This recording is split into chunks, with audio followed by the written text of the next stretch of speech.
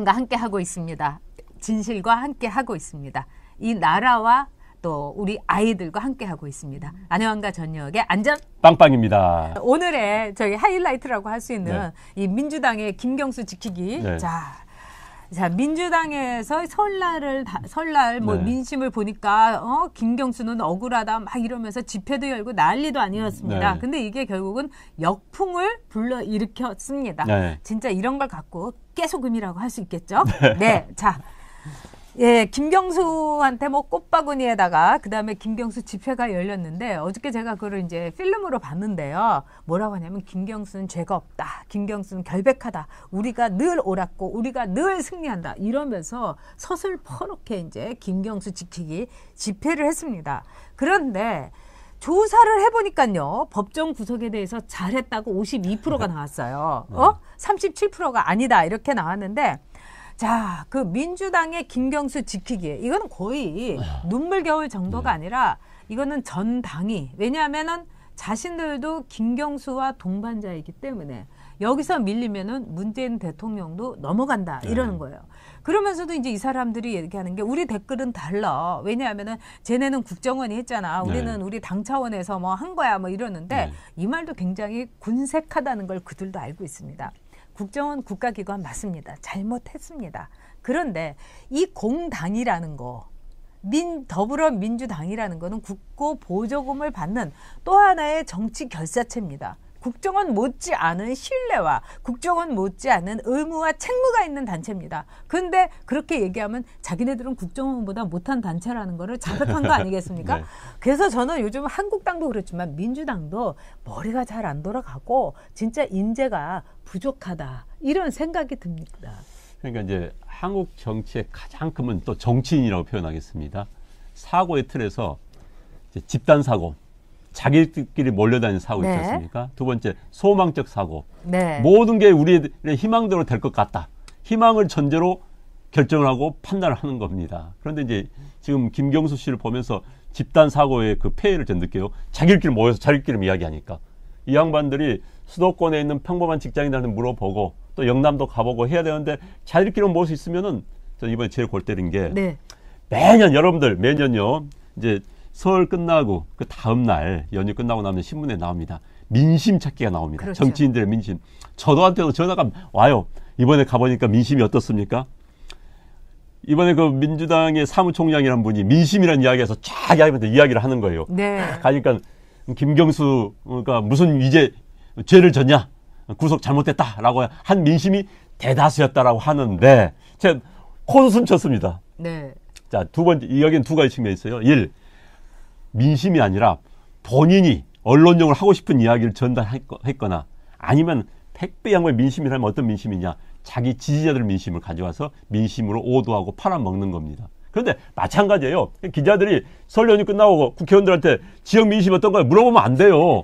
자기 당원들 만나고 와가지고 자기들하고 떡국 먹고 와가지고는 그때들 이야기를 민심이라고 말이 됩니까? 그래서 기자들도 앞으로 그런 취재하면 안 됩니다. 진짜 안 돼요. 그런데 또 그것을 떳떳하게 또 그 사무총장이라는 사람은 기자회견까지 다 자처해가지고 김경수를 살리는 것이 민심이라는 건 누가 그런 민심이 있어요. 그래서 정말 좀 답답했습니다. 이 사람들. 답답한 정도가 아니라 저는 그걸 보니까 저 사람들이 지금 굉장히 불안하구나. 제정신이 아니구나. 앞뒤 뒷가림을 할 수가 없는 상태구나. 이걸 느꼈습니다. 자, 예를 들면은 이 사람들이 그 더불어민주당에서 얘기하는 게 모모처럼 보인다. 이렇게 보인다가 81차례나 나왔으니까 이거는 말하자면 판사가 확신을 하지 못해서 이렇게 한 거다.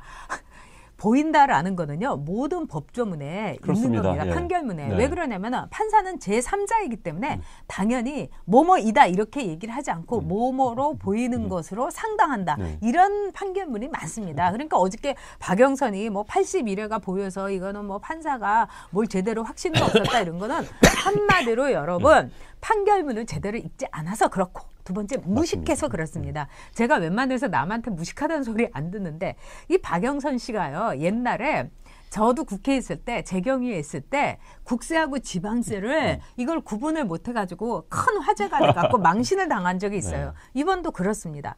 그런데다가 뭐라고 얘기를 했느냐.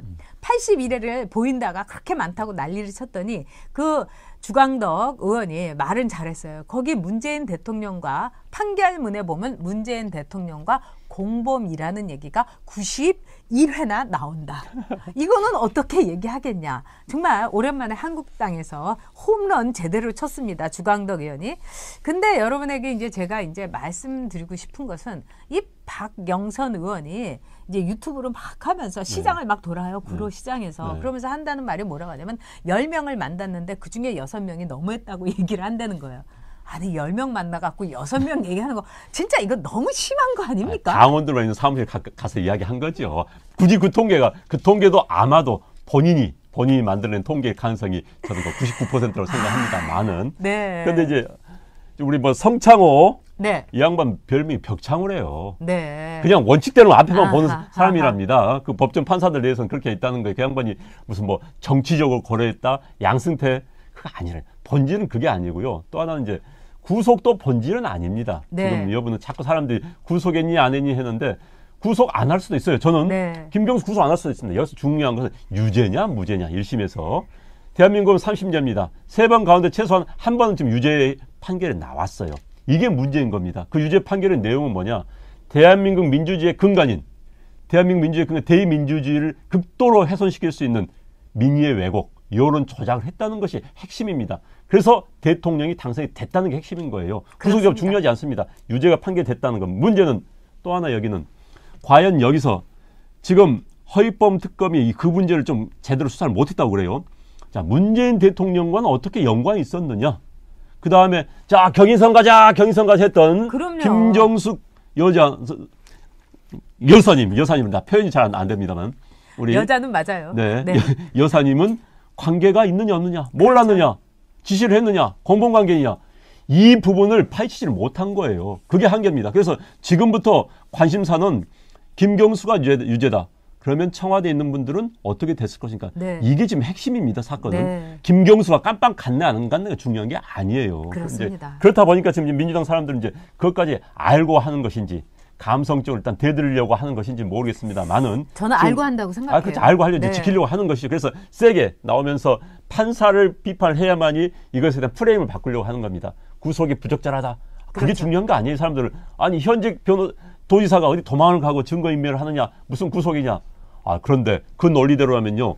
2명의 전직 대통령이 깜빵 가 있어요. 네. 전 대법원장 깜빵 가 있습니다. 네. 그 논리 말 안 돼요. 뭐 논리 말 안 됩니다. 네. 그래서 지금 그 유죄 여부에 대해서 연관성에 대해서 앞으로 지켜보고 조사를 해야 된다는 게 핵심입니다. 네, 또 김양성님께서 늘 함께해 주시는데 슈퍼챗으로 후원해 주셨습니다. 깊이 감사드립니다. 고맙습니다. 네. 그리고 여기서 이제 제가 어저께 만났던 그 법조인들의 얘기를 여러분께 좀 정리를 해드리겠습니다. 저도 이제 하도 민주당에서 이렇게 난리를 치고 설날 어쩌고저쩌고 해가지고 법조문을 이렇게 이번에 참 법조문이 아니라 이 판결문을 봤습니다. 근데 굉장히 아주 공평한 판결문입니다.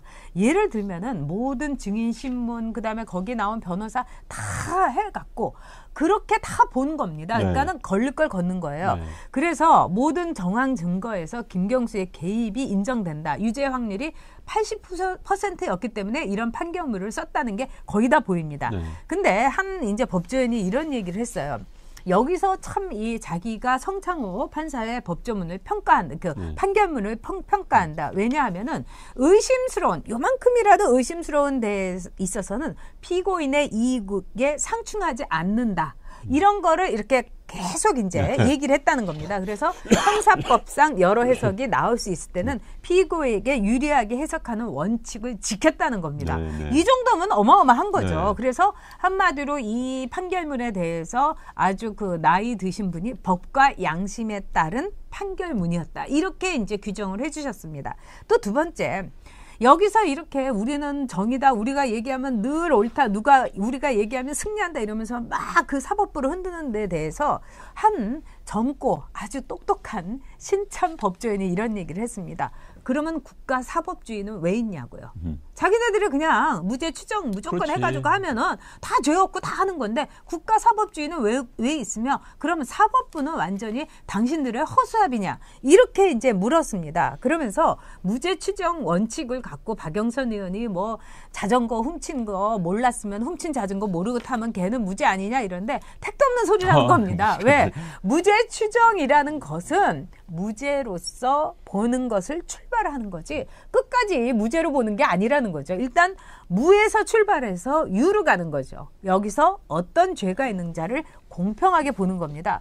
그러면서 박영선 의원이 이런 얘기를 했어요. 훔친 자전거를 모르고 탔으면 그 애가 무슨 죄가 있느냐. 근데 뭐 바둑이가 훔친 자전거 몰래 탄 게 아니잖아요. 바둑이가 다 지시했잖아요. 야 저기 있는 자전거 훔치라고 얘기했고 잘 훔쳤어. 뭐 이런 거 다 얘기한 거 아닙니까? 그래서 박영선 의원의 이런 잣대로 본다면 이런 무지하고 무식한 잣대로 보면 우리나라 재벌 총수들 감옥에도 보낼 수가 없는 거고 법정에도 세울 수가 없는 거고 아예 기소조차 할 수가 없는 거라는 겁니다. 왜?